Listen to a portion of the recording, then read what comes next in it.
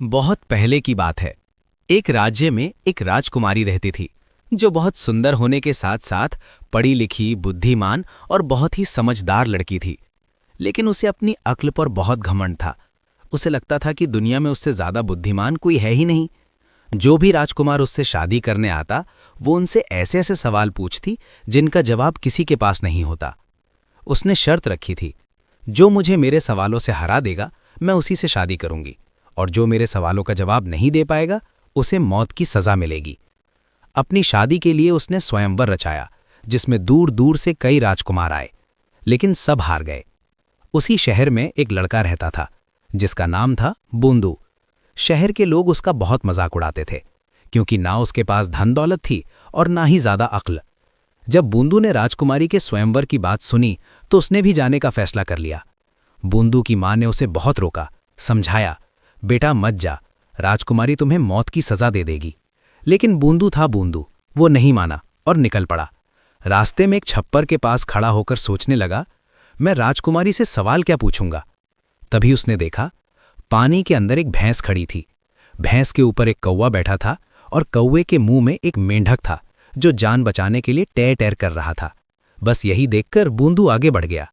जब वो राजकुमारी के सामने पहुंचा तो उसे देखकर राजकुमारी हंसने लगी। फिर बोली, तुम मुझसे सवाल पूछोगे? बूंदू बोला, हाँ मैं सवाल पूछूंगा।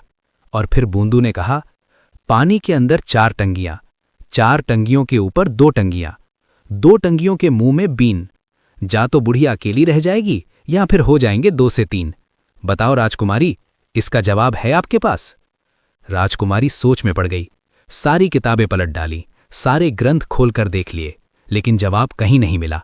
आखिर अपनी शर्त के मुताबिक राजकुमारी हार गई और उसकी शादी बूंदू से हो गई। शादी के बाद रास्ते में राजकुमारी ने पूछा, बूंदू ये बताओ तुम्हारे सवाल का मतलब क्या था?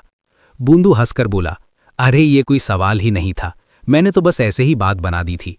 जब मैं आ रहा था तो छप्पर के पास पानी के अंदर एक भैंस खड़ी थी, मतलब 4 टंगियां। उसके ऊपर एक कौवा बैठा था, मतलब 2 टंगियां। और कौवे के मुंह में एक मेंढक था जो टैं टैं कर रहा था। और बीन, वो मेरी माँ है। अगर तुम इसका जवाब दे देती तो मुझे मरवा देती और मेरी माँ अकेली रह जाती।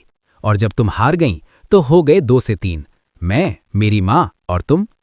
राजकुमारी का मुंह खुला का खुला रह गया, लेकिन अब कुछ नहीं हो सकता था। उसका सारा घमंड चूर चूर हो चुका था और उसकी शादी शहर के सबसे नालायक यानी बूंदू से हो चुकी थी। सीख, घमंड इंसान की सबसे बड़ी कमजोरी होती है, क्योंकि कब कौन कैसे जीत जाए कोई नहीं जानता।